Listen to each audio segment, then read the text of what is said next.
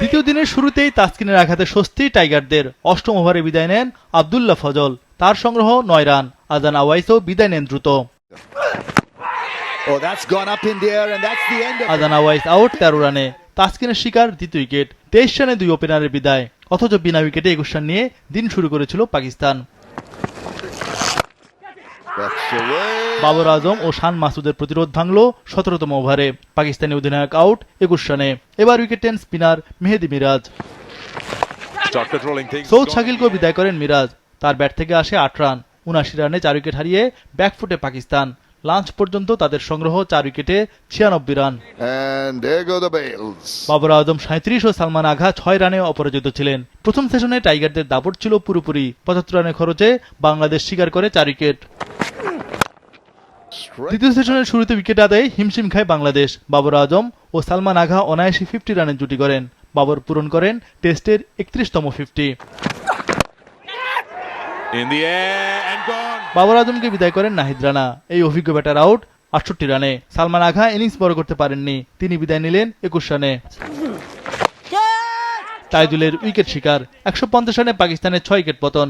লাঞ্চের পর ২ সেট ব্যাটারের বিদায়ে বাংলাদেশ দলে স্বস্তির নিঃশ্বাস। রিজওয়ানকেও বিদায় করেন তাইজুল। এই কিবার ব্যাটার আউট ১৩ রানে।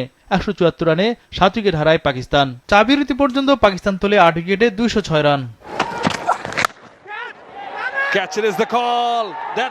তৃতীয় সেশনে নেমে ২৬ রান যোগ করে পাকিস্তান। সাজিদ খান ৩৮ রান করেন। পাকিস্তান প্রথম ইনিংস অল আউট ২৩২ রানে। নাহিদ রানা ও তাইজুল দুজনেই নেন ৩ উইকেট।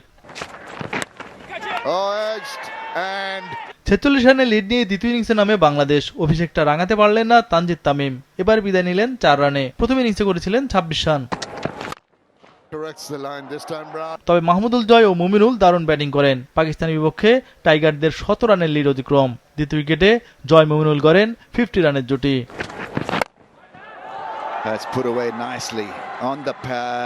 মাহমুদুল জয় পূর্ণ করেন ৫০। ক্যারিয়ারে এটি জয়ের ষষ্ঠ ৫০। দ্বিতীয় উইকেটে মুমিনুল জয় করেন ৯১ রানের জুটি। ৫২ রানে বিদায় নেন ওপেনার জয়। শান্ত মুমিনুল জুটি জমল না বেশিক্ষণ। দিনের শেষ ওভারে বিদায় নেন মুমিনুল হক, তার সংগ্রহ ৩০ রান। তবে ম্যাচে এখনও টাইগারদের দাপট অব্যাহত। দ্বিতীয় দিন শেষে বাংলাদেশের সংগ্রহ ৩ উইকেটে ১১০ রান। অধিনায়ক নাজমুল শান্ত ১৩ রানে অপরাজিত। পাকিস্তানের বিপক্ষে ১৫৬ রানে এগিয়ে বাংলাদেশ।